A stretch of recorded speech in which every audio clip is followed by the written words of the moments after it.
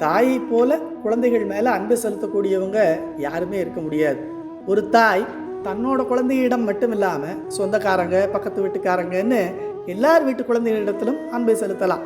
ஆனால் வெறும் அன்பை மட்டுமே அதிகமாக செலுத்தி அது தவறு பண்ணும்போது கண்டிக்காமல் விட்டுட்டா அந்த குழந்தைகள் எதிர்காலத்தில் கெட்டு போகும். தாயானவளுக்கு தன் குழந்தையை கண்டிக்கத்தான் அதிகாரம் உண்டே ஒழிய பக்கத்து வீட்டு குழந்தைகிட்ட அதை காட்ட முடியாது. ஒரு நாட்டின் அரசிக்கு அந்த நாட்டைச் சேர்ந்த எல்லா குடிமக்களும் பிள்ளைகள் தான். அவள் எல்லாரிடத்திலும் அன்பை செலுத்துவது போலவே அதிகாரத்தையும் செலுத்தலாம். ஆனால் அதே சமயம் அவளாலும் பக்கத்து நாட்டு மக்கள் மேலே அதிகாரத்தை செலுத்த முடியாது.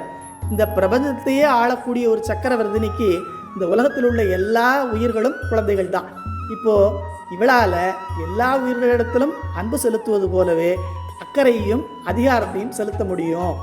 ஒரு பிறவிக்கு தாயாக வந்தவளே நம்ம மேலே இவ்வளோ அன்பு காட்டுறான்னா நம்முடைய எல்லா பிறவிக்கும் அம்மாவாக இருக்கக்கூடிய பராசக்தி எப்படி இருப்பா? அதைத்தான் லலிதா சகஸ்ரநாமத்தில் முதல் 3 நாமங்களாக ஸ்ரீ மாதா, ஸ்ரீ மகாராஜி, ஸ்ரீமத் சிம்ஹாசனேஸ்வரின்னு நமக்கு அறிமுகப்படுத்துகிறாங்க.